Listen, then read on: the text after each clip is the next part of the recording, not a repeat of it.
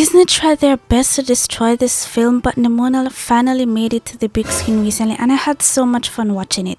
Nimona was originally a graphic novel by N.D. Stevenson, the creator of She-Ra and the Princess of Power.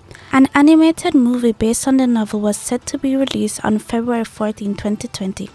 But after Disney acquired Blue Sky Studios, it was subject to many pushbacks and cancellations, and it was scrapped when Disney shut down the studio in February 2021, although 75% of the movie was almost completed. A lot of people said Disney was against the main character Nimona being gender fluid and the relationship between Ambrosius and Ballister.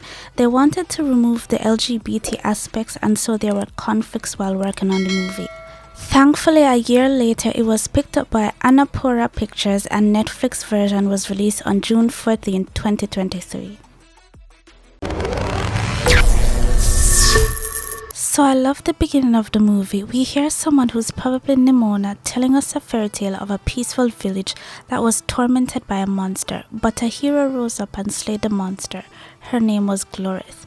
She vowed to protect her people and trained a group of elite knights so that their descendants could always protect the city. I just wanted to say I love the style they designed for the opening. I love the gold and orange, and the medieval theme looks so good. I was really fangirling over it. Now jump 1,000 years later. The real story begins in a futuristic medieval city. The setting looks so cool. I love the flying cars mixed with the old architecture. The giant Glorix statue with the giant sword looks amazing. And I love the scenes on the blimp and the buildings. The billboards on the buildings reminded me of that Samsung ad on the Barcelona Cathedral, and I just found that so funny for some reason. We find out that today is the first time in 1,000 years that someone who is not from a royal bloodline will become a knight. And now we're introduced to Ballister Boldheart, a street kid who wants to become a knight and protect the kingdom. Although Ballister graduates top of his class, he is still criticized by people of the kingdom for not being from a royal bloodline. I don't feel safe. It's not what Glorith wanted. I really hope the Queen knows what she's doing. And I love how this plays into the idea that no matter how much effort you put into something or try to prove yourself, you'll never be good enough in the eyes of some people, which is something a lot of people can relate to. We also get introduced to Glorith's direct descendant, Ambrosius Goldenloin, who's Ballister's boyfriend. I just wanted to show this scene where Bal is sitting all alone looking at the billboard and Ambrosius comes and cheers him up. I just think it looks really sweet. It's time for the knighting ceremony and everyone is getting ready. We meet this stupid, douchey guy and I really love his douchey stereotypical voice. It's really nice to listen to. We also meet the director who's going to be important later. I love her voice and Frances Conroy did a really good job. I also love her hair and her design gives a feel of elegance and authority and I really love it. The Queen gives a speech saying that anyone can be a knight and for a while no one cheers, and you can see the disappointment in Bal's eyes for a second, which made me so sad, but eventually the crowd gets up and cheers his name and the scene was very touching.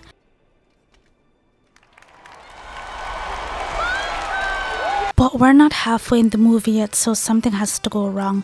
The Queen hands Ballister the sword and a beam blasts out and shoots her, killing her instantly. The switch from happy to intense in this moment was insane. Ambrosius pulls out his sword and cuts off Bal's hand, and the look of shock and horror on both of their faces really got me. Bal manages to escape and Nimona sees a news report and goes to fight him.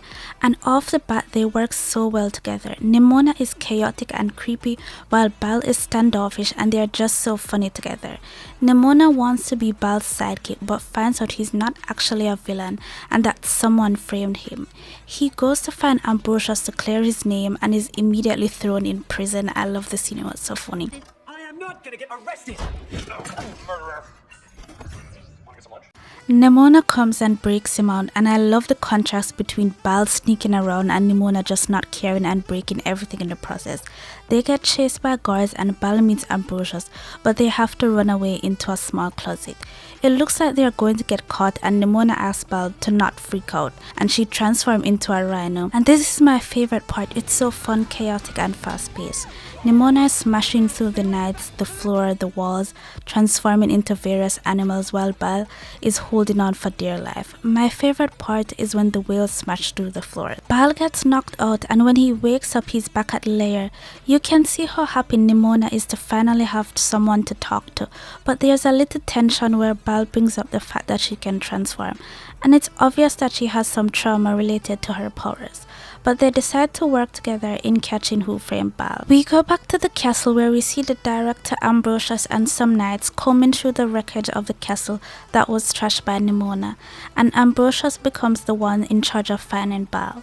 Bal and Nimona sneak around. They manage to outsmart some guards, but they get ambushed at the station, although they manage to escape. They found the guy who gave Bal the fake sword in another chaotic scene where they're trying to hide from Ambrosius and the guards. They get back to the lair and try to get some information out of him, and I love how they try to interrogate him in this scene. He wants blood. Blood? Your blood. I don't want blood. Buckets of blood. He shows them a video, and here is where we find out that the director was the one who switched the swords. But it gets complicated because Nimona wants to show the video to the public so that they can know the system is corrupt. But Bal thinks the director is the problem, not the system, and if the video gets out, it might break the public's trust in the system. Nimona tells Bal to question everything and asks if the story of Glorith and the monster is even true. I really love how they captured different perspective between the both of them. Nimona gives in to Bal and agrees to go show the video to Ambrosius. They get to Ambrosius and the director, and they try to convince him that the director switched the swords, but when Bal goes to take out the phone, the director shouts that he has a weapon and a knight shoots it, destroying the phone. They get completely surrounded by knights. Bal and Nimona plead with Ambrosius to believe them and do the right thing, but Ambrosius pulls a sword on Bal. He tells the knights to arrest them, and this is my favorite scene in the movie, where her eyes glow and she transforms into a gorilla. This time both Nimona and Bal fight together to defeat the knights. The upbeat music and the camera angles made this so fun. Bal gets surrounded and beaten, and Nimona transforms into a dragon to save him. In the chaos, a girl almost gets hurt, but Nimona saves her. Nimona transforms into a little girl to comfort her, but the girl points a sword at her and calls her a monster. Nimona is left heartbroken, standing in the chaos behind her. They go back to the lair and Nimona talks about how everyone hates her, and this scene really makes me want to cry. Ambrosius goes to the director and demands the truth, and eventually she reveals the original sword, but she stabs Ambrosius in the heart and he faints. But Bal comes from behind the wall with a recording of the entire scene, and we find out that it was Nimona pretending to be Ambrosius. They upload the video and the public start to see it. The people start protesting the system, and Ambrosius finally decides to arrest the director. But she manages to convince him that she's innocent by showing him a scroll. Ambrosius messages Bal to meet up at the bar, and on the TV they show a clip of the director lying about Nimona and Bal, saying that they are the true villains. And this really infuriated me. Ambrosius says he believes that Bal is innocent and shows him a scroll with Nimona, saying that she's evil and has existed for 1,000 years. Bal refuses to listen and they have an argument. But that orange-haired douchey knight manages to see and goes to report. Bal shows Nimona the scroll and accuses her of manipulating him from the beginning so that she couldn't be alone, and he almost called her a monster. But the knights break in and Nimona runs away. She transforms into a wolf and runs to a well. This is where we get the true origin of the story of Nimona and the myth of Glorith. We see Nimona trying to make friends with many animals, but none of them want to be close to her, and you can tell that she's very lonely. She sees Glorith at the well and transforms into a young girl while hiding in the bushes. They become friends and play together. One day she transforms into a bird to reach for an apple for Glorith, and she seems fine with the fact that Nimona can turn into animals. The villagers see Nimona transformed into a bear playing with Glorith, and they take her away. Nimona turns back into a human, but this seems to make them more afraid. Glorith tries to explain that Nimona is her friend, but her mom tells her that Nimona is a monster. I really hated this scene because Glorith changed her mind too quickly. They surround her with torches and pitchforks and poke at her. They throw a torch and it backfires and catches the village on fire. and Glorith points a sword at her and tells her to go back to the shadows from whence you came. Then it transitions perfectly to the statue of Glorith holding her sword. While looking at Glorith's statue, Nimona finally breaks, hearing the voices of all the people called her a monster. She finally transforms into a giant cloudy black monster. This is one of my favorite scenes, and this is the moment when they finally showed what she transformed into. It was so scary, and the movie made it so dramatic. I was literally on the edge of my seat. Nimona continues walking through the city, destroying things in the process while being attacked by knights. The director decides to use a cannon on the kingdom that will take out half of the city and kill innocent people just in order to kill Nimona. Nimona finally reaches Glorith's sword and tries to kill herself, but Baal stops her. The whole kingdom sees this and everything gets calm for a while, and Baal tells Nimona that she's not alone. Nimona turns back into a human. Ambrosius tries to convince the director that they could be wrong about Nimona, but she blasts them instead and fires the cannon. Nimona transforms into a phoenix and sacrifices herself to save the kingdom. After the explosion, we see some red crystals falling from the sky. And although that was really sad and I was crying, I really liked how adorable Baal's eyes looked. A while later, everything seems to be peaceful. Baal and Ambrosius look happy together. We see graffiti of Nimona and Baal saying heroes. There is also a memorial or something for Nimona with some little drawings and stuff. Baal goes back to the lair to leave a drawing on the board, and then we get a knock at the door. I love how he used the chains to swing just like how Nimona used to. There's no one at the door, but we hear Nimona say boss and a glowing light. He turns around and this looks so cute when he says no way and you see his eyes glow, and that's the end of Nimona. The movie was amazing. I don't have many complaints, so let's get into all the things I like. A lot of people complained about the style and said it looked flat, but I actually really like it. It was simple and the characters look really nice with it. I love the character design. They look similar to graphic novel, but with some improvements.